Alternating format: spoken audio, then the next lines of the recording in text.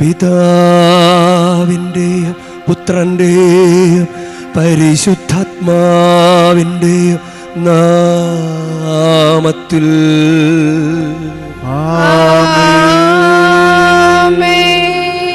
നമ്മുടെ കർത്താവായ യേശുക്രിസ്തുവിൻ്റെ കൃപയും പിതാവായ ദൈവത്തിൻ്റെ സ്നേഹവും പരിശുദ്ധാത്മാവിൻ്റെ സംസർഗവും നിങ്ങളോട് കൂടെ അങ്ങയും ആത്മാവോടും കൂടെ.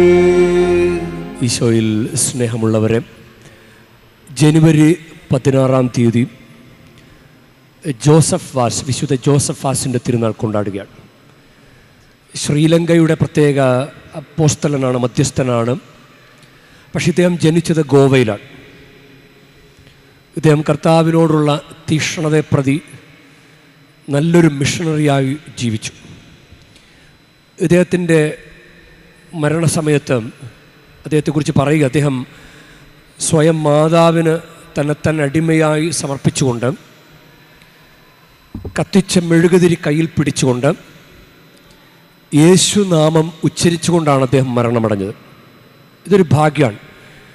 അതായത് ജ്ഞാനസ്നാന വേളയിൽ കത്തിച്ചു കൊടുത്ത വിശ്വാസ വെളിച്ചം തൻ്റെ ജീവിതത്തിലൂടെ അതണയാതെ പൊലിയാതെ കാത്തു സൂക്ഷിച്ചു. നമുക്ക് ഈ തീർത്ഥാടന കേന്ദ്രത്തിൽ നമ്മൾ പരിശുദ്ധ ബലി അർപ്പിക്കുമ്പോൾ നമുക്ക് ഈ 1 മണിക്കൂർ സമയമെങ്കിലും നമ്മുടെ വിശ്വാസ വെളിച്ചത്തിൽ അത് ഉയർന്നു നിൽക്കട്ടെ. നല്ല തീക്ഷ്ണതയോടുകൂടെ, പല വിചാരമില്ലാതെ, അശ്രദ്ധയില്ലാതെ. പലരുമൊക്കെ വിചാരിക്കുന്നത് തീർത്ഥാടനമാണ്, ഒരു ടൂറിൻ്റെ ഭാഗമാണ്, അതുകൊണ്ട് അലക്ഷ്യമായിട്ടാണ് പലരും പരിശുദ്ധ കുർബാനയിൽ പങ്കുചേരുന്നത്. പക്ഷെ ഇത് ദൈവാരാധനയാണ്. ഇത് കടമുള്ള ദിവസമല്ല. പങ്കെടുത്തില്ലെങ്കിൽ കുഴപ്പമില്ല. പക്ഷെ പങ്കെടുക്കാൻ ആഗ്രഹമുണ്ടെങ്കിൽ ഭംഗിയായി നല്ല വൃത്തിയായിട്ട് പങ്കുചേരണം. അല്ലെങ്കിൽ അത് ദൈവനിന്ദയാവും. നമുക്ക് സ്വർഗത്തിൽ നിന്ന് ദൈവം നമ്മളെ കാണുന്നുണ്ട്. നമുക്ക് ഭയഭക്തി ആദരവോടെ, നല്ല തീക്ഷ്ണതയോടുകൂടെ, നല്ല ഭക്തിയോടുകൂടെ നമുക്ക് ഈ പരിശുദ്ധ ബലി അർപ്പിക്കാം. സഹോദരരെ, ദിവരഹസ്യങ്ങൾ കൊണ്ടാടുന്നതിന് നാം യോഗ്യരാകേണ്ടതിന് നമ്മുടെ പാപങ്ങൾ ഏറ്റുപറയാം. സർവശക്തനായ ദൈവത്തോട് സഹോദരരെ, നിങ്ങളോട് ഞാൻ ഏറ്റുപറയുന്നു. എന്തെന്നാൽ വിചാരത്താലും വാക്കാലും പ്രവൃത്തിയാലും ഉപേക്ഷയാലും ഞാൻ വളരെയേറെ പാപം ചെയ്തു പോയി. എന്റെ പിഴ, എന്റെ വലിയ പിഴ. ആകയാൽ നിത്യകന്യകയായ പരിശുദ്ധ മറിയത്തോടും എല്ലാ മാലാഖമാരോടും വിശുദ്ധരോടും സഹോദരരെ, നിങ്ങളോട് ഞാൻ അപേക്ഷിക്കുന്നു. എനിക്ക് വേണ്ടി നമ്മുടെ കർത്താവായ ദൈവത്തോട് പ്രാർത്ഥിക്കണമേ. സർവശക്തനായ ദൈവം കനിഞ്ഞ് നമ്മുടെ പാപങ്ങൾ പൊറുത്ത് നമ്മെ നിത്യജീവിതത്തിലേക്ക് നയിക്കുമാറാകട്ടെ.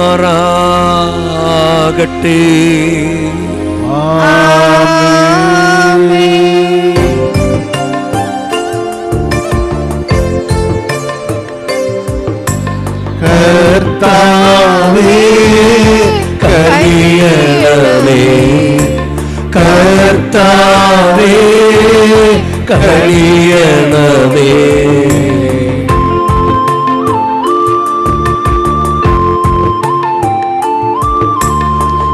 ക്രിസ്തുവേ കനിയണമേ, ക്രിസ്തുവേ കനിയണമേ.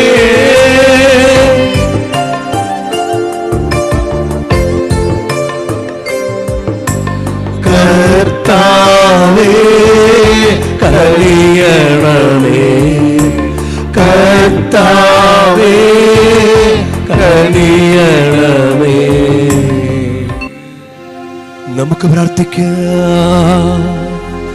ദൈവമേ, വിശുദ്ധ ജോസഫ് വാസിന്റെ മാതൃകയിലൂടെയും വൈദിക ശുശ്രൂഷയിലൂടെയും യേശുവിലെ സഭയെ അങ്ങ് സമ്പന്നമാക്കിയല്ലോ. അങ്ങേ ദാസൻ സത്യത്തിന്റെ വചനത്താൽ സജീവമാക്കിയവരും ജീവന്റെ കൂദാശിയാൽ പരിപോഷിപ്പിച്ചവരുമായ അങ്ങേ ജനത്തെ കടാക്ഷിക്കണമേ. അദ്ദേഹത്തിന്റെ മാധ്യസ്ഥത്താൽ ഞങ്ങൾ നിരന്തരം വിശ്വാസത്തിൽ വളരാനും സുവിശേഷത്തിന് ഫലപ്രദമായ സാക്ഷികളായി തീരാനും കാരുണ്യപൂർവ്വം അനുഗ്രഹിക്കണമേ. അങ്ങയോടുകൂടെ പരിശുദ്ധാത്മാവുമായുള്ള ഐക്യത്തിൽ എന്നെന്നും ദൈവമായി ജീവിച്ചു വാഴുന്ന ഞങ്ങളുടെ കർത്താവും അങ്ങയുടെ പുത്രനുമായ യേശുക്രിസ്തു വഴി ഞങ്ങൾ സമർപ്പിക്കുന്ന പ്രാർത്ഥന കേട്ടരുളേണമേ.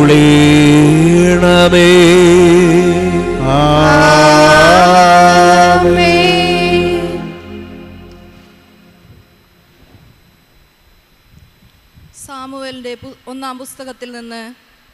അക്കാലത്ത് ഇസ്രായേലിലെ ശ്രേഷ്ഠന്മാർ റാമായിൽ സാമുവേലിന്റെ സന്നിധിയിൽ ഒരുമിച്ചുകൂടി. അവർ പറഞ്ഞു, അങ്ങ് വൃദ്ധനായി, പുത്രന്മാരാകട്ടെ അങ്ങയുടെ മാർഗം പിന്തുടരുന്നുമില്ല. അതുകൊണ്ട് മറ്റു ജനതകൾക്കുള്ളതുപോലെ ഒരു രാജാവിനെ ഞങ്ങൾക്കും നിയമിച്ചു തരിക. ഞങ്ങൾക്ക് ഒരു രാജാവിനെ തരിക എന്ന് അവർ പറഞ്ഞത് സാമുവേലിന് ഇഷ്ടമായില്ല. അവൻ കർത്താവിനോട് പ്രാർത്ഥിച്ചു. അവിടുന്ന് സാമുവേലിനോട് പറഞ്ഞു, ജനം പറയുന്നത് കേൾക്കുക.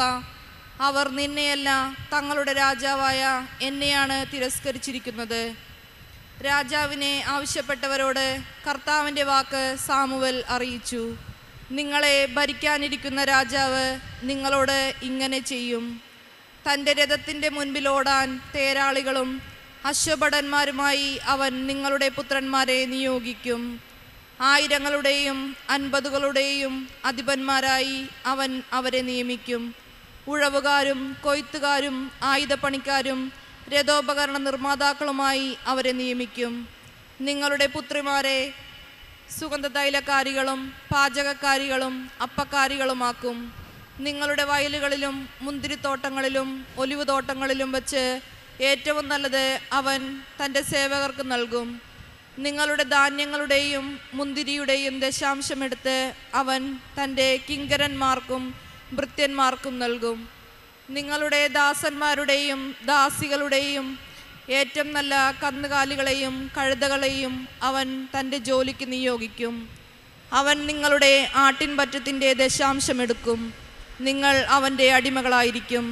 നിങ്ങൾ തിരഞ്ഞെടുക്കുന്ന രാജാവ് നിമിത്തം അന്നു നിങ്ങൾ വിലപിക്കും. എന്നാൽ കർത്താവ് നിങ്ങളുടെ പ്രാർത്ഥന കേൾക്കുകയില്ല. സാമുവേലിൻ്റെ വാക്കുകൾ ജനം അവഗണിച്ചു. അവർ പറഞ്ഞു, ഞങ്ങൾക്ക് രാജാവിനെ കിട്ടണം, ഞങ്ങൾക്കും മറ്റു ജനതകളെ പോലെ ആകണം. ഞങ്ങളുടെ രാജാവ് ഞങ്ങളെ ഭരിക്കുകയും നയിക്കുകയും ഞങ്ങൾക്ക് വേണ്ടി പടവെട്ടുകയും ചെയ്യണം. ജനങ്ങൾ പറഞ്ഞത് സാമുവേൽ കർത്താവിൻ്റെ മുൻപിൽ ഉണർത്തിച്ചു. അവിടുന്ന് അവനോട് പറഞ്ഞു, അവരുടെ വാക്കനുസരിച്ച് അവർക്ക് ഒരു രാജാവിനെ വാഴിച്ചു കൊടുക്കുക. കർത്താവിൻ്റെ വചനം. ദൈവത്തിനു നന്ദി. കർത്താവെ, ഞാനെന്നും അങ്ങയുടെ കാരുണ്യം പ്രകീർത്തിക്കും. കർത്താവെ, ഞാനെന്നും അങ്ങയുടെ കാരുണ്യം പ്രകീർത്തിക്കും. ഉത്സവാഘോഷത്താൽ അങ്ങയെ സ്തുതിക്കുന്നവർ ഭാഗ്യവാന്മാർ. കർത്താവെ, അവർ അങ്ങയുടെ മുഖത്തിന്റെ പ്രകാശത്തിൽ നടക്കുന്നു. അവർ നിത്യം അങ്ങയുടെ നാമത്തിൽ ആനന്ദിക്കുന്നു, അങ്ങയുടെ നീതിയെ പുകഴ്ത്തുന്നു. കർത്താവെ, ഞാനെന്നും അങ്ങയുടെ കാരുണ്യം പ്രകീർത്തിക്കും. അങ്ങാണ് അവരുടെ ശക്തിയും മഹത്വവും. അങ്ങയുടെ പ്രസാദം കൊണ്ടാണ് ഞങ്ങളുടെ കൊമ്പ് ഉയർന്നു നിൽക്കുന്നത്. കർത്താവാണ് ഞങ്ങളുടെ പരിച, ഇസ്രായേലിന്റെ പരിശുദ്ധനാണ് ഞങ്ങളുടെ രാജാവ്. കർത്താവെ, ഞാനെന്നും അങ്ങയുടെ കാരുണ്യം പ്രകീർത്തിക്കും. Hallelujah, hallelujah. ഒരു വലിയ പ്രവാചകൻ നമ്മുടെ ഇടയിൽ ഉദയം ചെയ്തിരിക്കുന്നു. ദൈവം തൻ്റെ ജനത്തെ സന്ദർശിച്ചിരിക്കുന്നു. ഹല്ലേലൂയ. കർത്താവ് നിങ്ങളോടുകൂടെ, അങ്ങേ ആത്മാവോടും കൂടെ. മർക്കോസിന്റെ വിശുദ്ധ സുവിശേഷത്തിൽ നിന്നുള്ള വായന. കർത്താവേ, അങ്ങേക്ക് മഹത്വം. കുറേ ദിവസങ്ങൾ കഴിഞ്ഞ് യേശു കഫർനാമിൽ തിരിച്ചെത്തിയപ്പോൾ അവൻ വീട്ടിലുണ്ട് എന്ന വാർത്ത പ്രചരിച്ചു. വാതിൽക്കൽ പോലും നിൽക്കാൻ സ്ഥലം തികയാത്തക്ക വിധം നിരവധി ആളുകൾ അവിടെ കൂടി. അവൻ അവരോട് വചനം പ്രസംഗിച്ചു കൊണ്ടിരുന്നു. അപ്പോൾ 4 പേർ ഒരു തളർവാദ രോഗിയെ എടുത്തുകൊണ്ടുവന്നു. ജനക്കൂട്ടം നിമിത്തം അവൻ്റെ അടുത്തെത്താൻ അവർക്ക് കഴിഞ്ഞില്ല. അതിനാൽ അവൻ ഇരുന്ന സ്ഥലത്തിൻ്റെ മേൽക്കൂര പൊളിച്ച് തളർവാദ രോഗിയെ അവർ കിടക്കയോടെ താഴോട്ടിറക്കി. അവരുടെ വിശ്വാസം കണ്ട് യേശു തളർവാദ രോഗിയോട് പറഞ്ഞു, മകനെ, നിന്റെ പാപങ്ങൾ ക്ഷമിക്കപ്പെട്ടിരിക്കുന്നു. നിയമജ്ഞരിൽ ചിലർ അവിടെ ഇരിപ്പുണ്ടായിരുന്നു. അവർ ചിന്തിച്ചു, എന്തുകൊണ്ടാണ് ഇവൻ ഇപ്രകാരം സംസാരിക്കുന്നത്? ഇവൻ ദൈവദൂഷണം പറയുന്നു. ദൈവത്തിനല്ലാതെ മറ്റാർക്കാണ് പാപം ക്ഷമിക്കാൻ സാധിക്കുക? അവർ ഇപ്രകാരം വിചാരിക്കുന്നുവെന്ന് മനസ്സിലാക്കി യേശു അവരോട് ചോദിച്ചു, എന്തുകൊണ്ടാണ് നിങ്ങൾ ഇങ്ങനെ ചിന്തിക്കുന്നത്? ഏതാണ് എളുപ്പം, തളർവാദ രോഗിയോട് നിന്റെ പാപങ്ങൾ ക്ഷമിക്കപ്പെട്ടിരിക്കുന്നു എന്ന് പറയുന്നതോ, എഴുന്നേറ്റ് നിന്റെ കിടക്കയുമെടുത്ത് നടക്കുക എന്ന് പറയുന്നതോ?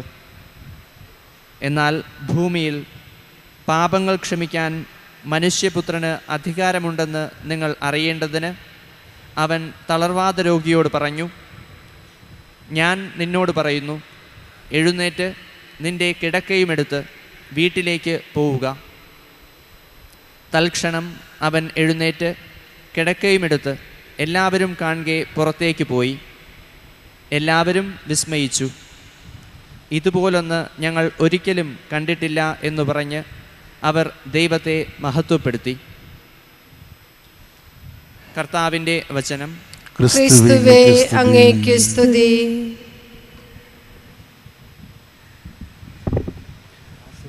ഈശോയിൽ സ്നേഹമുള്ളവരെ, നമ്മുടെ ജീവിതം കൊണ്ട് നമ്മൾ ചെയ്യേണ്ട പ്രധാനപ്പെട്ട ഒരു കാര്യം ദൈവത്തെ പ്രീതിപ്പെടുത്തുക എന്നതാണ്. ദൈവത്തെ പ്രീതിപ്പെടുത്തുക. ഇപ്പോൾ ജനുവരി 16 വിശുദ്ധ ജോസഫ് ഫാസ് അദ്ദേഹം തൻ്റെ ജീവിതം കൊണ്ട് ദൈവത്തെ പ്രീതിപ്പെടുത്തി. അല്ലെങ്കിൽ അങ്ങനെ ആ ഒരു തീക്ഷ്ണതയില്ലാത്തൊരാൾക്ക് നല്ലൊരു മിഷണറി ആകാൻ സാധിക്കില്ല. അപ്പം ദൈവത്തെ പ്രീതിപ്പെടുത്തുക. ഇപ്പം ഇന്നത്തെ സുവിശേഷത്തിൽ മർക്കോസിൻ്റെ സുവിശേഷം 2-5 വാക്യം, അവരുടെ വിശ്വാസം കണ്ട് ഇത് ദൈവത്തെ കൺവിൻസ് ചെയ്തൊരു കാര്യമാണ്. ദൈവത്തെ കൺവിൻസ് ചെയ്യണം നമ്മൾ. ഇനി അവസാന വാക്ക് മർക്കോസ് 2:12, ഇതുപോലൊന്നും ഞങ്ങൾ ഒരിക്കലും കണ്ടിട്ടില്ല എന്ന് പറഞ്ഞ് അവർ ദൈവത്തെ മഹത്വപ്പെടുത്തി. അപ്പോൾ ജനത്തിനും ബോധ്യപ്പെട്ടൊരു കാര്യമാണ് ദൈവം ചെയ്ത ഈ അത്ഭുതം. അല്ലെങ്കിൽ ഒരാളെ സൗഖ്യപ്പെടുത്താൻ വേണ്ടി 4 പേര് കിടക്കയുമെടുത്ത് അങ്ങനെ കിടക്ക താഴോട്ടിറക്കി, മേൽക്കൂര പൊളിച്ചവർ, അവിടെയുള്ള ജനക്കൂട്ടം, എല്ലാവർക്കും വാതിക്കൽ പോലും നിൽക്കാൻ സ്ഥലം തികയാത്ത വിധം നിരവധി ആളുകൾ. അപ്പം ഈ ഒരു കൂട്ടായ്മയിലാണ് അത്ഭുതം സംഭവിക്കപ്പെട്ടത്. തളർവാദ രോഗി ഒരാളെ സുഖപ്പെടുത്താൻ വേണ്ടി ഉണ്ടായ സാഹചര്യങ്ങൾ ഇതാണ്. 4 പേരുടെ കിടക്കയുമായിട്ട് അവരെ കൊണ്ടുവന്നത് ആ തളർവാദ രോഗിയെ കൊണ്ടുവന്നത്, മേൽക്കൂര പൊളിച്ചത്, പിന്നെ അവിടെയുള്ള വിശ്വാസം, ജനങ്ങളുടെ വിശ്വാസം, ജനക്കൂട്ടം കൂട്ടായ്മയിലാണ് അഭിഷേകം വർദ്ധിക്കുക. അതുകൊണ്ടാണല്ലോ മത്തായി 18:20, 2-3 പേർ എൻ്റെ നാമത്തിൽ ഒരുമിച്ച് കൂടുന്നിടത്ത് അവരുടെ മധ്യേ ഞാനുണ്ടായിരിക്കും. അതാണ് വചനം പറയുന്നത്. അത് പുറപ്പാടിൻ്റെ പുസ്തകം 20-24 വാക്യത്തിലും, എൻ്റെ നാമം അനുസ്മരിക്കുന്നിടത്തെല്ലാം ഞാൻ ഇറങ്ങി വന്ന് എൻ്റെ ജനത്തെ ഞാൻ അനുഗ്രഹിക്കും. അപ്പോൾ ദൈവത്തിൻ്റെ സാന്നിധ്യത്തിന് വേണ്ടി അതിന് വില കൊടുത്ത് ആരൊക്കെ എവിടെയൊക്കെ സമ്മേളിക്കുന്നുവോ അവിടെയൊക്കെ അനുഗ്രഹം ഉണ്ടാവും. അപ്പോൾ ദൈവത്തെ പ്രീതിപ്പെടുത്തുക, ദൈവത്തെ കൺവിൻസ് ചെയ്യുക എന്നൊരു കാര്യമുണ്ട്. നമ്മൾ കുമ്പസാരത്തിൽ പോലും നമുക്ക് ദൈവത്തെ കബളിപ്പിക്കാം. നാം അനുതപിച്ചു എന്ന് ഒരു പുറംപോച്ചിൽ അങ്ങനെ ചെയ്യാം. യഥാർത്ഥത്തിൽ ദൈവവരപ്രസാദമെന്ന ആ കൃപ, ദൈവവരപ്രസാദത്തിൻ്റെ ഡെഫിനിഷൻ എന്താ? നമ്മുടെ ആത്മരക്ഷയ്ക്ക് വേണ്ടി ഈശോ മിശിഹായുടെ സുകൃത ഫലങ്ങളുടെ യോഗ്യതയാൽ ദൈവപിതാവ് നമുക്ക് അനുവദിച്ചു നൽകുന്ന പ്രകൃതിക്കതീതമായ ഒരു ദൈവിക നന്മയാണ് പ്രസാദവരം. അപ്പോൾ ആ പ്രസാദവരം നമുക്ക് ഫീൽ ചെയ്യണമെങ്കിൽ നമ്മുടെ ഭാഗത്ത് നിന്ന് ദൈവത്തെ നമ്മൾ കൺവിൻസ് ചെയ്യണം. ഞാനിനി തെറ്റ് ചെയ്യില്ല കർത്താവെ എന്ന് നമ്മൾ കൺവിൻസ് ചെയ്യണം. കൺവിൻസ് ചെയ്യുമ്പോഴാണ് അനുഗ്രഹം വരിക. അതിപ്പോൾ സൗഖ്യമാകട്ടെ, ഇന്നത്തെ സുവിശേഷത്തിലെ സൗഖ്യമാകട്ടെ, ദൈവത്തെ നമ്മൾ കൺവിൻസ് ചെയ്യണം. നമ്മളിപ്പോൾ പള്ളിയിൽ വരുമ്പോഴും നമുക്ക് ദൈവത്തെ എങ്ങനെ കൺവിൻസ് ചെയ്യാം? ഇല്ല, ദൈവഭക്തനാണല്ലോ അനുഗ്രഹം. കർത്താവിന് ദാനങ്ങൾ ദൈവഭക്തനിൽ നിന്ന് ഒഴിയുന്നില്ല. കർത്താവിന് അനുഗ്രഹമാണ് ദൈവഭക്തന് സമ്മാനം. ഇല്ല, തൻ്റെ ഭക്തരുടെ മേൽ തലമുറകൾ തോറും കരുണ വർഷിക്കും. മറിയം പാടിയില്ലേ, തൻ്റെ ഭക്തരുടെ മേൽ തലമുറകൾ തോറും കരുണ വർഷിക്കും. അപ്പോൾ ഭക്തി എങ്ങനെയാണ് നമ്മൾ പ്രകടമാക്കുക? നമ്മുടെ വസ്ത്രധാരണം, നമ്മുടെ നിൽപ്പ്, കൈകൂപ്പിയുള്ള നിൽപ്പ് ഇല്ലേ, തലയിലെ സ്ത്രീകളൊക്കെ ആണെങ്കിൽ ശിരസ് മറച്ച് വേണം ദൈവാരാധനയിൽ പങ്കെടുക്കാൻ. കാരണം അത് 1 കൊരിന്ത്യർ 11:10 ദൂതന്മാരെ ആദരിച്ച വിധേയത്വത്തിൻ്റെ പ്രതീകമായി സ്ത്രീകൾ ശിരോവസ്ത്രം ധരിക്കട്ടെ. അപ്പം ആണുങ്ങൾ പുരുഷന്മാർ ശിരോവസ്ത്രം ധരിക്കരുതെന്നും പറഞ്ഞിട്ടുണ്ട്. അത് 7-ാമത്തെ വചനമാണ്, 1 കൊരിന്ത്യർ 11:7. അപ്പോൾ ഒരു തൊപ്പി പോലും ചിലർ കുമ്പസാരെ കൂടി തൊപ്പിയൊക്കെ വെച്ച് അതൊരു അവഹേളനമായിട്ടാണ് കണക്കാക്കുക. തൊപ്പിയെ വെച്ചിട്ട് കൂദാശ സ്വീകരിക്കാൻ വരിക, ക്യാപ്പ് വെച്ചിട്ട്. അപ്പം അതാണ് ഒരു ഭക്തൻ്റെ എങ്ങനെ നമ്മൾക്ക് കൺവിൻസ് ചെയ്യാം. നമ്മുടെ നിൽപ്പ് കാണുമ്പോൾ നമ്മൾ എവിടെയെങ്കിലും പുറത്തെവിടെയെങ്കിലും നിൽക്കുന്നത് പോലെയാണോ പള്ളി നിൽക്കുന്നത്? കുർബാന സമയത്ത് ഫോട്ടോ എടുക്കുക, വീഡിയോ പിടിക്കുക, ഇതൊക്കെ ചെയ്താണ് നമ്മൾ നിൽക്കുന്നതെങ്കിൽ ദൈവത്തെ കൺവിൻസ് ചെയ്യാൻ പറ്റുമോ? ആർക്കാണ് അനുഗ്രഹം കൊടുക്കുന്നത്? ദൈവത്തെ ബോധ്യപ്പെടുത്തുന്നയാൾ. ഞാൻ ഭക്തനാണ്, ഞാൻ അങ്ങയുടെ വിശ്വാസിയാണ്, അങ്ങയുടെ പാത പിന്തുടരുന്നയാളാണ്, ഞാൻ അങ്ങയെ സ്നേഹിക്കുന്നയാളാണ് എന്ന് നമ്മൾ ദൈവത്തെ ബോധ്യപ്പെടുത്തണം. ഇന്നത്തെ 1-ാം വായന അത് സാമുവൽ പ്രവാചകന്റെ 1-ാം പുസ്തകം 8-ാം അധ്യായമാണ്. അപ്പോൾ സാമുവൽ തൻ്റെ മക്കളെ ന്യായാധിപന്മാരായിട്ട് നിയോഗിച്ചു. പക്ഷേ അവർ അനീതിപൂർവ്വം പ്രവർത്തിച്ചത് കൊണ്ട് ജനത്തിന് ഇഷ്ടപ്പെട്ടില്ല. ജനം സാമുവിൻ്റെ അടുക്കൽ വന്ന് പറഞ്ഞു, ഞങ്ങൾക്ക് രാജാവിനെ വേണം, ഞങ്ങൾക്കൊരു രാജാവിനെ വേണം. അപ്പം അത് ദൈവഹിതമല്ല. ദൈവമാണ് രാജാവ്, ദൈവമല്ലാതെ വേറൊരു രാജാവിനെ പറ്റില്ല. ഈ മക്കള് അവർ ന്യായാധിപന്മാരായിട്ടാണ് നിയോഗിച്ചത്. അപ്പോൾ അവർ കൈക്കൂലി വാങ്ങുകയും അനീതി പ്രവർത്തിക്കുകയും ചെയ്തിരുന്നു. ഇസ്രായേലിലെ ശ്രേഷ്ഠന്മാർ റാമായിൽ സാമുവേലിന്റെ സന്നിധിയിൽ ഒരുമിച്ച് കൂടി. എന്നിട്ട് അവർ ഞങ്ങൾക്ക് രാജാവിനെ നിയമിച്ചു തരിക, അപ്പം ഞങ്ങൾക്കൊരു രാജാവിനെ തരിക എന്ന് പറഞ്ഞത് സാമുവേലിന് ഇഷ്ടമായില്ല. അവൻ കർത്താവിനോട് പ്രാർത്ഥിച്ചു. അവിടുന്ന് സാമുവേലിനോട് പറഞ്ഞു, ജനം പറയുന്നത് കേൾക്കുക, അവരുടെ ഇഷ്ടത്തിന് വിട്ടുകൊടുക്കുക, അങ്ങനെ പറയാം. അതിനായിട്ട് ദൈവം പറയുന്നതാണ്, അവർ നിന്നെയല്ല തങ്ങളുടെ രാജാവായ എന്നെയാണ് തിരസ്കരിച്ചത്.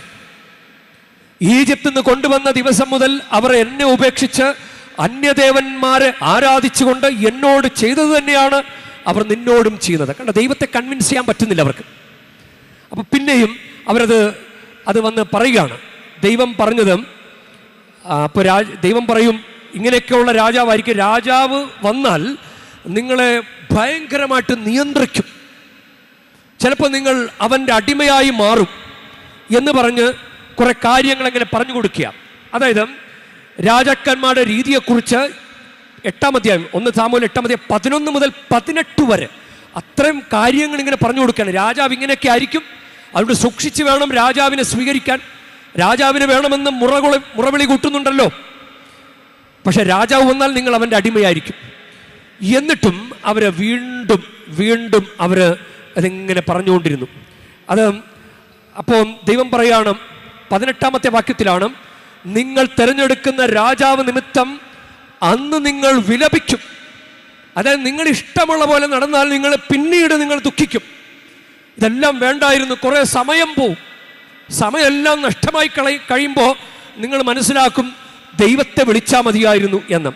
അപ്പോൾ എന്നിട്ട് പറയാണ്, അന്ന് നിങ്ങൾ വിലപിക്കും, എന്നാൽ കർത്താവ് നിങ്ങളുടെ പ്രാർത്ഥന കേൾക്കുകയില്ല. നിങ്ങൾ ഇഷ്ടമുള്ളതുപോലെയൊക്കെ ജീവിച്ചോ, കള്ളു കുടിച്ചും വ്യഭിചാരം ചെയ്തൊക്കെ നടന്നോ, കുഴപ്പമൊന്നുമില്ല. പള്ളിയിലൊന്നും വരാതെയും പള്ളിയിൽ വരണ്ട രീതിയിൽ വരാതെയും ഒക്കെ നടന്നോ, നടന്നോ, കുഴപ്പമൊന്നുമില്ല. പ്രാർത്ഥന ഞാൻ കേൾക്കൂല, പ്രാർത്ഥന ഞാൻ കേൾക്കൂല. അത് എൻ്റെ തീരുമാനമാണ്. നിങ്ങൾക്ക് ഇഷ്ടമുള്ളവരെ നടന്നോ, ഇഷ്ടമുള്ളവരെ നടന്നോ. ഈ പർദീസയിൽ ദൈവം എന്താ പറഞ്ഞ, ഈ പഴം ഭക്ഷിക്കരുത്. അപ്പോൾ സാത്താൻ വന്നു, ക്ലാസ് എടുത്തു കൊടുത്തു, പുതിയ ക്ലാസ്. അത് കഴിച്ചാൽ മരിക്കൊന്നുമില്ല. ഓക്കെ, നിങ്ങൾ സാത്താൻ്റെ ക്ലാസ്സൊക്കെ അറ്റൻഡ് ചെയ്തോ. ഈശോയുടെ സ്കൂളിൽ അഡ്മിഷൻ കിട്ടിയ നമ്മൾ, മാമോദീസ വഴി ഈശോയുടെ സ്കൂളിൽ അഡ്മിഷൻ കിട്ടിയവരാ. എന്നിട്ട് നമ്മൾ ഇടയ്ക്കൊക്കെ പ്രൂവ് ചെയ്തു, ചിലപ്പോൾ ആരുടെയെങ്കിലും സമ്മർദ്ദം മൂലമായിരിക്കാം, പ്രൂവ് ചെയ്തു നമ്മൾ യോഗ്യരാണെന്ന്. അപ്പം നമുക്ക് ആദ്യ കുമ്പസാരം തന്നു, ആദ്യ കുർബാന തന്നു, പിന്നെയും നമ്മൾ പ്രൂവ് ചെയ്തു. അപ്പം നമുക്ക് സ്ഥൈര്യലേപനം തന്നു, പിന്നെയും നമ്മൾ പ്രൂവ് ചെയ്തു നമ്മൾ നല്ലതാണെന്ന്. അത് അഭിനയമാണോ ഒറിജിനലായിരുന്നോ എന്ന് നമ്മൾ തന്നെ ചിന്തിക്കണം. അപ്പം നമുക്ക് വിശുദ്ധ വിവാഹം തന്നു. ഇല്ല, അത് കൂട്ടായ്മയിൽ ശുശ്രൂഷ ചെയ്യാനുള്ള കൂതാശകളാണ്, തിരുപ്പട്ടവും വിവാഹവും. എന്നിട്ട് നമ്മൾ പിന്നെയും കബളിപ്പിക്കുന്നു. പിന്നെ നമ്മൾ ഈശോയുടെ സ്കൂളിൽ അഡ്മിഷൻ എടുത്ത് ഈശോയുടെ സ്കൂളിലെ സിലബസ് ഫോളോ ചെയ്യുന്നതിന് പകരം, ദൈവത്തിൻ്റെ സിലബസ് ഫോളോ ചെയ്യുന്നതിന് പകരം പിശാചിൻ്റെ സിലബസ് ഫോളോ ചെയ്യുന്നു. അപ്പം സിലബസിൽപ്പെട്ട കാര്യമാണ് സ്കാഫൊക്കെ ധരിക്കുക എന്നുള്ളത്. സിലബസിലുള്ള കാര്യമാണ്, സിലബസിലുള്ള കാര്യമാണ് സ്കാഫ് ധരിക്കുക, ഭയഭക്തി ആദരവും പള്ളി വരിക.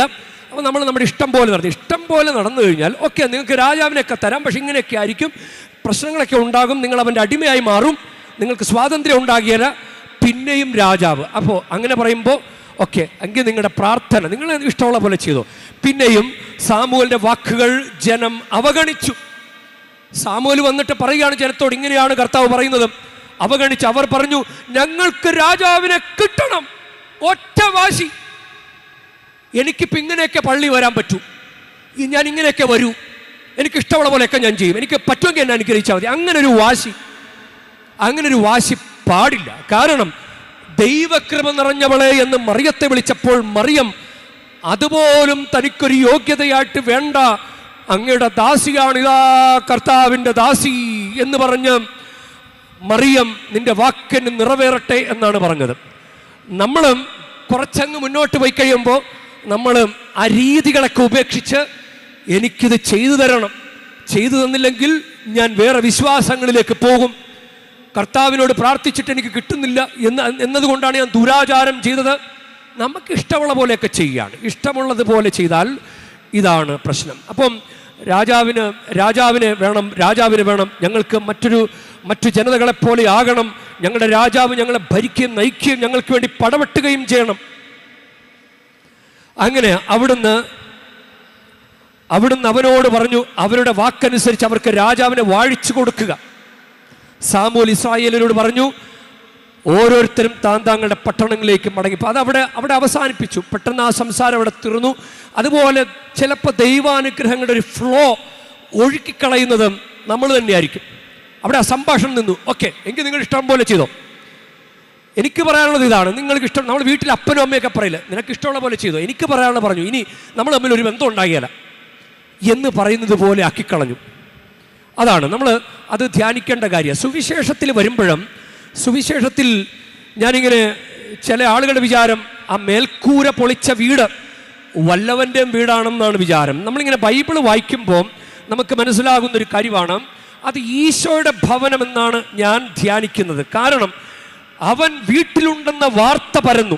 അവൻ വീട്ടിലുണ്ട്, കഫർനാമിലെത്തി, അവൻ വീട്ടിലുണ്ട്,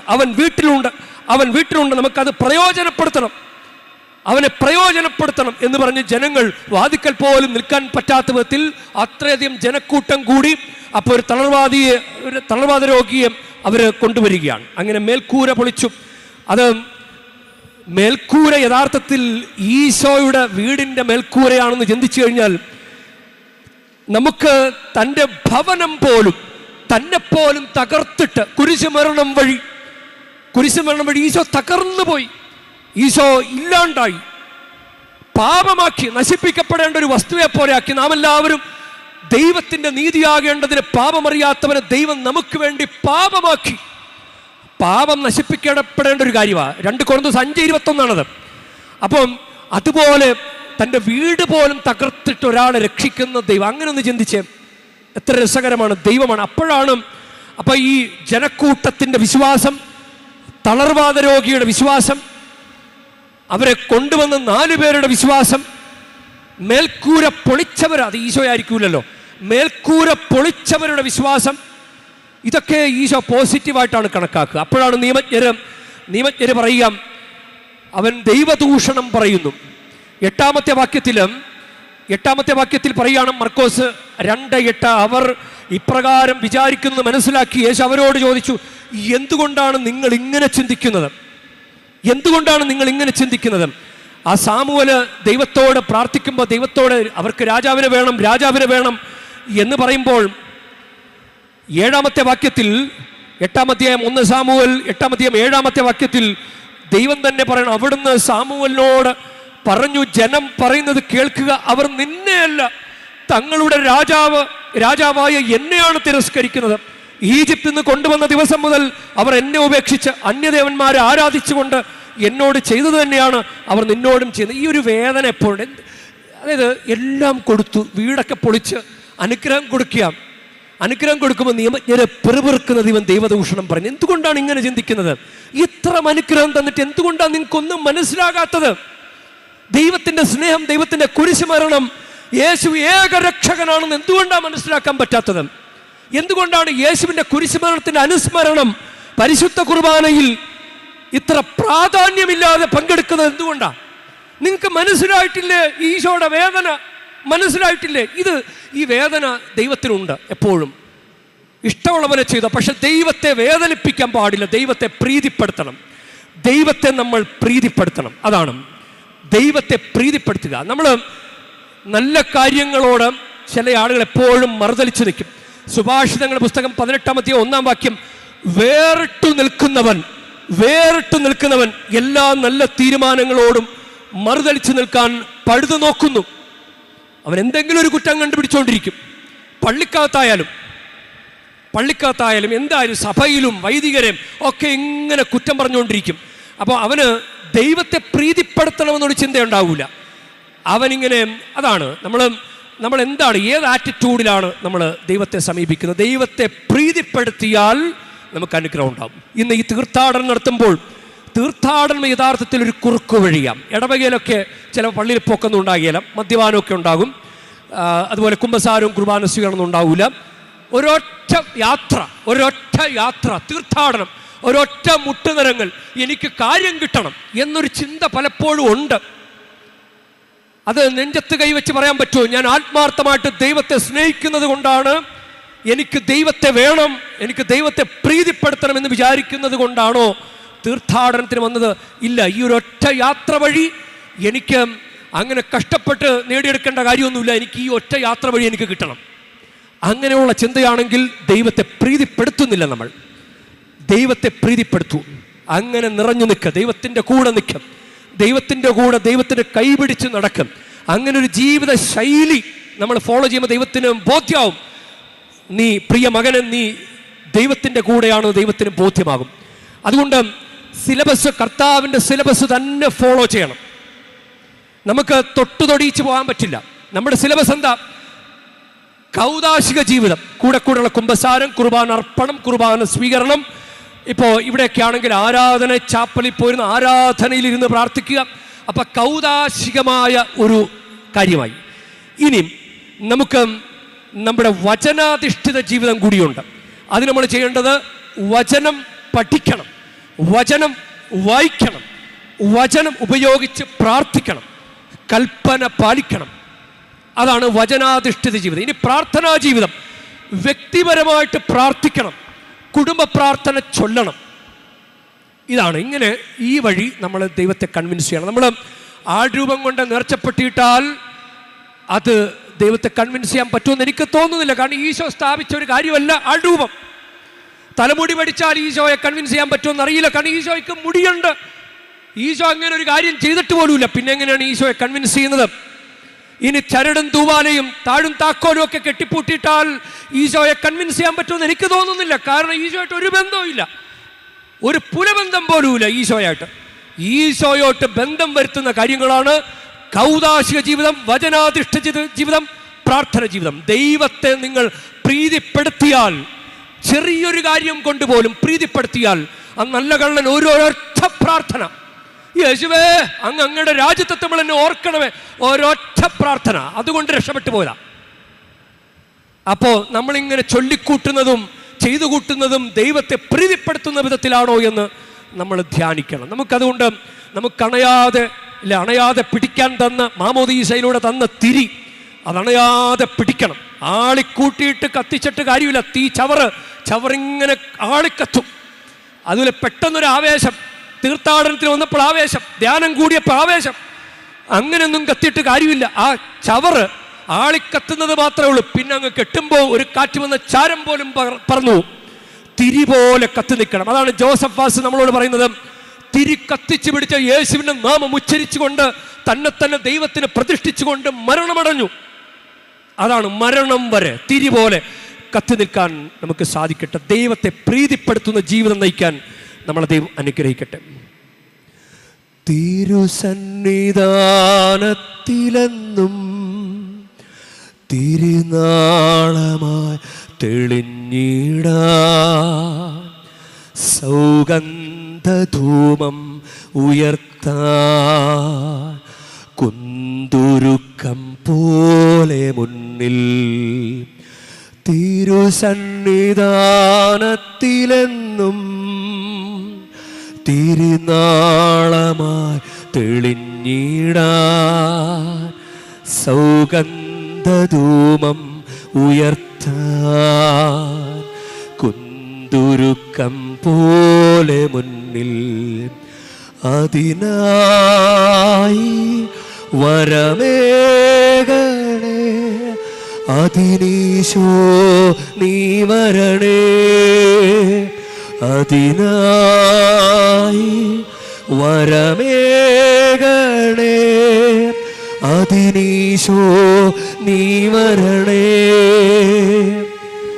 ഇതാ കർത്താവിൻ്റെ ദാസി എന്ന് പറഞ്ഞ് ഈശോയെ പൊന്നുപോലെ സ്വീകരിച്ച് ദൈവത്തെ പ്രീതിപ്പെടുത്തിയ പരിശുദ്ധമ്മേ, അങ്ങനെ മുന്നോട്ട് ജീവിച്ച് അവസാനം കുരിശിൻ ചവിട്ടിൽ യോഹന്നാൻ 19:25 കുരിശിൻ ചവിട്ടിൽ നിന്ന് ഈശോയുടെ കുരിശുമരണത്തെ ആരാധിച്ച് വീണ്ടും ദൈവത്തെ പ്രീതിപ്പെടുത്തിയ പരിശുദ്ധ മറിയമേ, ദൈവത്തെ പ്രീതിപ്പെടുത്തി ജീവിക്കാൻ ഞങ്ങളെയും സഹായിക്കണമേ. ആമേൻ.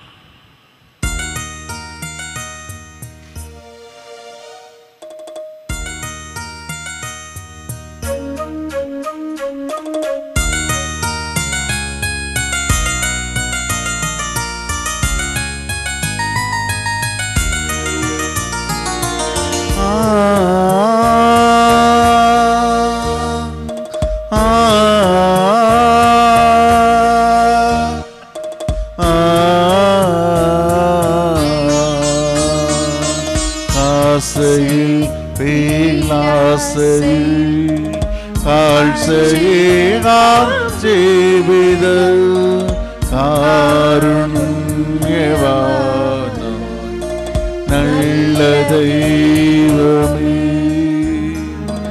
ആശയിൽ പീലാശയിൽ കാഴ്ചയേകാം ജീവിത കാരുണ്യവാനാം നല്ല ദൈവമേ. പ്രിയ സഹോദരരെ, എൻ്റെയും നിങ്ങളുടെയും ബലി സർവശക്തനും പിതാവുമായ ദൈവത്തിന് സ്വീകാര്യമാകുവാൻ വേണ്ടി നിങ്ങൾ പ്രാർത്ഥിക്കുവിൻ. കർത്താവ് തന്റെ നാമത്തിന്റെ സ്തുതിക്കും മഹിമയ്ക്കും നമ്മുടെയും അവിടുത്തെ തിരുസഭ മുഴുവന്റെയും നന്മയ്ക്കുമായി അങ്ങേ കരങ്ങളിൽ നിന്ന് ഈ ബലി സ്വീകരിക്കുമാറാകട്ടെ. കർത്താവേ, അങ്ങ് വിശുദ്ധ ജോസഫ് വാസിന്റെ സ്മരണയ്ക്കായി അങ്ങൾത്താരിൽ കൊണ്ടുവന്നിരിക്കുന്ന കാണിക്കകൾ സ്വീകരിക്കണമേ. ഈ ദിവരഹസ്യങ്ങൾ വഴി അദ്ദേഹത്തിന് മഹത്വം അങ്ങ് നൽകിയ പോലെ ഞങ്ങൾക്ക് പാപമോചനവും നൽകണമേ. കർത്താവായ ക്രിസ്തു വഴി ഞങ്ങൾ സമർപ്പിക്കുന്ന പ്രാർത്ഥന കേട്ടരുളേണമേ.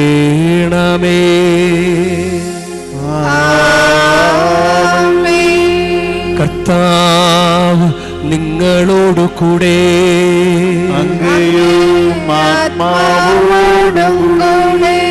ഹൃദയങ്ങൾ ഉയർത്തുവിൻ. കർത്താവിലേക്ക് ഞങ്ങൾ ഉയർത്തിയിരിക്കുന്നു. നമ്മുടെ കർത്താവായ ദൈവത്തിന് നന്ദി പ്രകാശിപ്പിക്കാം. അതിജിതവും ന്യായവുമത്രേ. കർത്താവേ, പരിശുദ്ധനായ പിതാവേ, സർവശക്തനും നിത്യനുമായ ദൈവമേ, ഞങ്ങളുടെ കർത്താവായ ക്രിസ്തു വഴി എങ്ങും എപ്പോഴും അങ്ങേക്ക് ഞങ്ങൾ കൃതജ്ഞത അർപ്പിക്കുന്നത് യഥാർത്ഥത്തിൽ ഉചിതവും ന്യായവും യോഗ്യവും രക്ഷാകരവുമാണല്ലോ. എന്തെന്നാൽ വിശുദ്ധ ജോസഫ് വാസിന്റെ തിരുനാളാഘോഷത്താൽ ആനന്ദിക്കുവാൻ അങ്ങ് സഭയ്ക്ക് അങ്ങ് അനുഗ്രഹം നൽകുന്നു. അങ്ങനെ ആ പുണ്യ ജീവിത മാതൃകയാൽ സഭയെ അങ്ങ് ശക്തിപ്പെടുത്തുകയും വചന പ്രഘോഷണത്തിലൂടെ ഉദ്ബോധിപ്പിക്കുകയും അങ്ങെ പ്രസാദിപ്പിക്കുന്ന യാചനയാൽ അങ്ങ് സംരക്ഷിക്കുകയും ചെയ്യുന്നു. ആകയാൽ എല്ലാ മാലാഖമാരോടും വിശുദ്ധരോടും ചേർന്ന് അങ്ങയുടെ മഹത്വത്തെ പ്രകീർത്തിച്ചുകൊണ്ട് ഞങ്ങളും താഴ്മയോടെ ആലപിക്കുന്നു. പരിശുദ്ധൻ പരിശുദ്ധൻ പരിശുദ്ധൻ സൈന്യങ്ങളുടെ കർത്താവാം ദൈവം പരിശുദ്ധൻ ദൈവം പരിശുദ്ധൻ തിരുവങ്ങേ മഹിമകളാൽ നിറഞ്ഞു മഹിയും മണ്ഡലവും ഹോസാന ഹോസാന അത്യുന്നതങ്ങളിൽ ഹോസാന കർത്താവേ തിരുനാമത്തിൽ വരുവോനേറ്റം ധന്യനുമായി ഹോസാന ഹോസാന അത്യുന്നതങ്ങളിൽ ഹോസാന.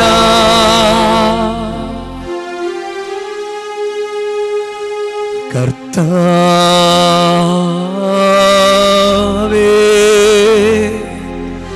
സർവവിശുദ്ധിയുടെ ഉറവിടമായ അങ്ങ് സത്യമായ പരിശുദ്ധൻ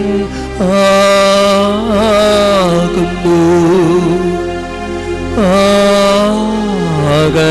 ആകയാൽ അങ്ങേ ആത്മാവാൽ മഞ്ഞുകണം പോലെ ഈ കാണിക്കകൾ പവിത്രമാക്കണമേ.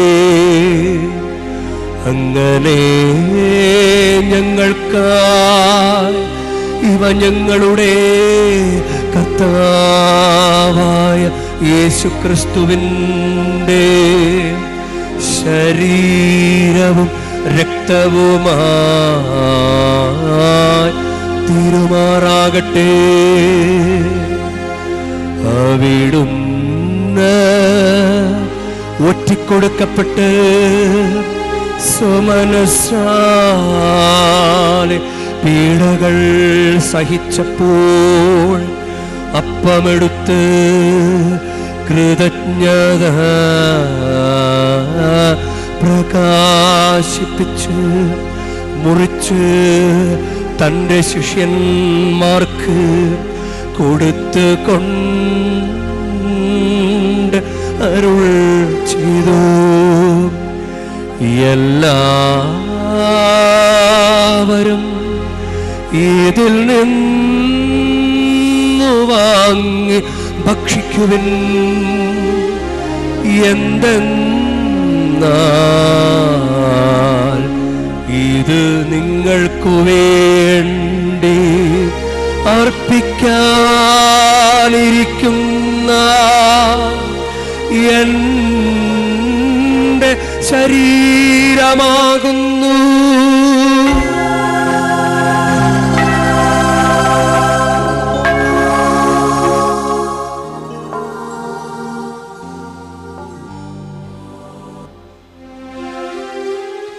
അപ്രകാരം തന്നെ അത്താഴം കഴിഞ്ഞ് പാനപാത്രമെടുത്ത് വീണ്ടും അങ്ങേക്ക് കൃതജ്ഞത പ്രകാശിപ്പിച്ച് തൻ്റെ ശിഷ്യന്മാർക്ക് കൊടുത്ത് കൊണ്ട് അരുൾ ചെയ്തു, എല്ലാവരും വാങ്ങി ഇതിൽ നിന്ന് കുടിക്കുവൻ. എന്തെന്നാൽ ഇത് നിങ്ങൾക്കു വേണ്ടിയും അനേകർക്കു വേണ്ടിയും പാപമോചനത്തിനായി ചിന്തപ്പെടാനിരിക്കുന്ന എൻ്റെ രക്തത്തിൻ്റെ നവീനവും സനാതനവുമായ ഉടമ്പടിയുടെ പാനപാത്രമാകുന്നു. ഇതു നിങ്ങൾ എൻ്റെ ഓർമ്മയ്ക്കായി ചെയ്യുവിൻ.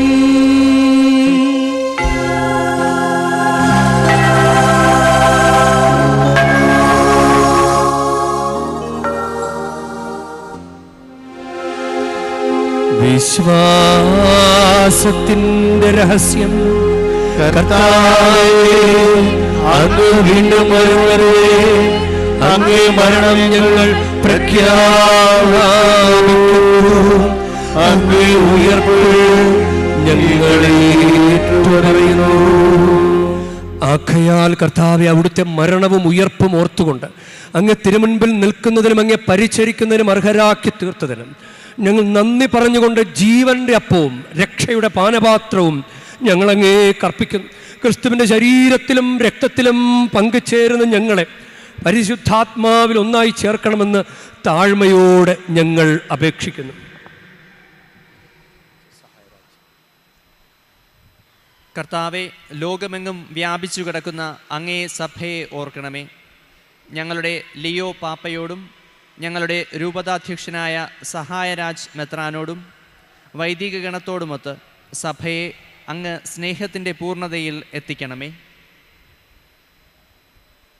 ഉയർപ്പിൻ്റെ പ്രത്യാശയോടെ നിദ്രകൊള്ളുന്ന ഞങ്ങളുടെ സഹോദരങ്ങളെയും അങ്ങേ കാരുണ്യത്തിൽ മരണമടഞ്ഞ സകലരെയും അങ്ങ് ഓർക്കുകയും അങ്ങേ മുഖത്തിൻ്റെ പ്രകാശത്തിലേക്ക് അവരെ സ്വീകരിക്കുകയും ചെയ്യണമേ. ഞങ്ങളെല്ലാവരിലും കനിയണമേ എന്ന് ഞങ്ങൾ പ്രാർത്ഥിക്കുന്നു. അങ്ങനെ ദൈവമാതാവായ പരിശുദ്ധ കന്യകാമറിയത്തോടും അങ്ങയുടെ കന്യകയുടെ ഭർത്താവായ ഭാഗ്യപ്പെട്ട യൗസേപ്പിനോടും അനുഗ്രഹീതരായ അപ്പസ്തോലന്മാരോടും കാലാകാലങ്ങളിൽ അങ്ങേ പ്രസാദിപ്പിച്ച സകല വിശുദ്ധരോടുമൊത്ത് നിത്യജീവനിൽ പങ്കുചേരുവാൻ ഞങ്ങളെ അർഹരാക്കുകയും അങ്ങേ പുത്രനായ യേശു ക്രിസ്തു വഴി ഞങ്ങൾ അങ്ങയെ സ്തുതിക്കുകയും മഹത്വപ്പെടുത്തുകയും ചെയ്യുമാറാകട്ടെ. ക്രിസ്തുവിലൂടെ, ക്രിസ്തുവിനോടുകൂടെ, ക്രിസ്തുവിൽ തന്നെ സർവശക്തനായ ദൈവവും പിതാവുമായ അങ്ങേക്ക് പരിശുദ്ധാത്മാവുമായുള്ള ഐക്യത്തിൽ എല്ലാ ബഹുമതിയും മഹത്വവും എന്നുമെന്നേക്കും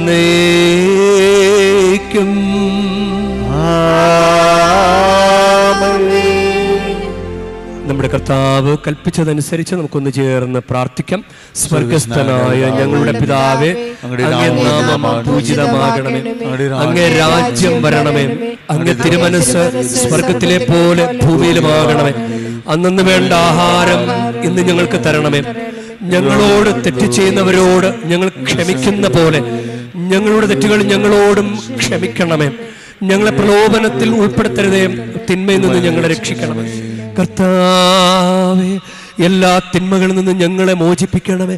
ഞങ്ങളുടെ ദിനങ്ങളിൽ സമാധാനം കനിവാർന്ന് നൽകണമേ. അനുഗ്രഹപൂർണമായ പ്രത്യാശയും ഞങ്ങളുടെ രക്ഷകനായ യേശുക്രിസ്തുവിൻ്റെ ആഗമനവും പ്രതീക്ഷിച്ചുകൊണ്ട് അങ്ങ് കരുണയുടെ സഹായത്താൽ ശക്തി പ്രാപിച്ച് ഞങ്ങളെപ്പോഴും പാപത്തിൽ നിന്ന് മോചിതരാവുകയും എല്ലാ വിപത്തുകളിൽ നിന്ന് സുരക്ഷിതരാവുകയും ചെയ്യുമാറാകട്ടെ.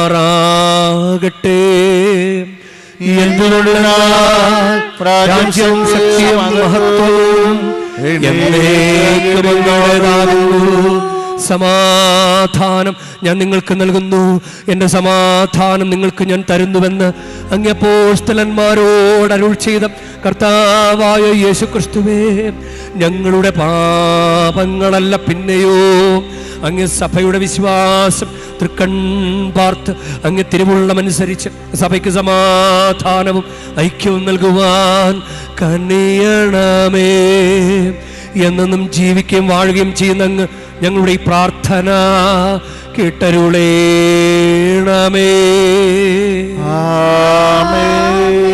കർത്താവിൻ്റെ സമാധാനം നിങ്ങളോടു കൂടെ എപ്പോഴും ഉണ്ടായിരിക്കട്ടെ.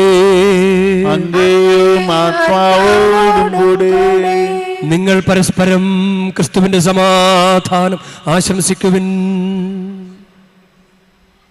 ലോകത്തിന്റെ പാപങ്ങൾ നീക്കുന്ന ദിവ്യകുഞ്ഞാടേ, ഞങ്ങളിൽ കനിയണമേ. ലോകത്തിന്റെ പാപങ്ങൾ നീക്കുന്ന ദൈവകുഞ്ഞാടേ, ഞങ്ങളിൽ കനിയണമേ.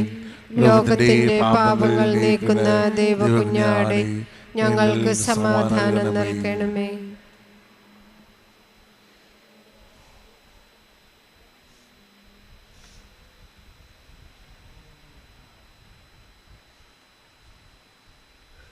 ഇതാ ദൈവത്തിൻ്റെ കുഞ്ഞാട്, ഇതാ ലോകത്തിൻ്റെ പാപങ്ങൾ നീക്കുന്നവൻ. കുഞ്ഞാടിൻ്റെ വിരുന്നിന് ക്ഷണിക്കപ്പെട്ടിരിക്കുന്നവർ അനുഗ്രഹീത. കർത്താവേ, അങ്ങന്റെ ഭവനത്തിൽ പ്രവേശിക്കാൻ ഞാൻ യോഗ്യനല്ല. അങ്ങ് ഒരു വാക്കുച്ചരിച്ചാൽ മാത്രം മതി, എന്റെ ആത്മാവ് സുഖം പ്രാപിക്കും.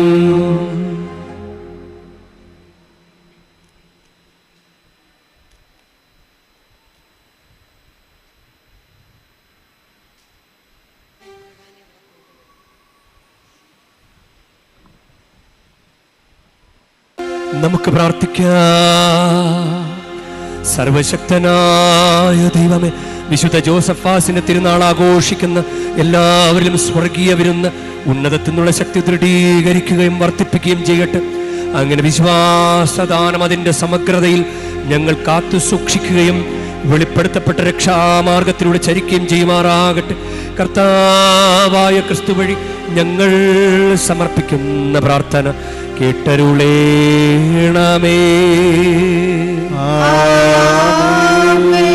കർത്താവ് നിങ്ങളോടു കൂടെ. പരിശുദ്ധ വേളാങ്കണ്ണി മാതാവിനോടുള്ള അനുഗ്രഹ പ്രാർത്ഥനയ്ക്കായി ശിരസ് നമിക്കാം. ഉണ്ണീശോയെ കയ്യിലേന്തിയ പരിശുദ്ധ വേളാങ്കണ്ണി മാതാവേ, ഇവിടെ കൂടിയിരിക്കുന്ന എല്ലാ ഭക്തജനങ്ങളെയും ഇവരുടെ കുടുംബങ്ങളെയും സോഷ്യൽ മീഡിയയിലൂടെ ഈ ബലി പങ്കെടുത്ത എല്ലാവരെയും അങ്ങനെ ഗ്രഹിച്ച് ആശീർവദിക്കണമേ. ഇവരുടെ മനസ്സ് തളർന്നു പോകുമ്പോൾ പാൽക്കാരനായ ബാലന്റെ പാൽക്കുടത്തിലെ പാൽ നിറഞ്ഞു തുളുമ്പിയതുപോലെ ഇവരെയും സന്തോഷത്താൽ നിറയ്ക്കണമേ. പരാജയങ്ങൾ ഇവരെ തളർത്തുമ്പോൾ മുടന്തനായ ബാലനെ നടക്കാനിടയാക്കിയതുപോലെ ഇവരെയും താങ്ങി നടത്തണമേ. പോർച്ചുഗീസ് നാവികരെ സുരക്ഷിതമായി കരയിലേക്ക് എത്തിച്ചതുപോലെ സങ്കടക്കടലിൽ വലയുന്ന എല്ലാവരെയും അങ്ങ് കരകയറ്റണമേ.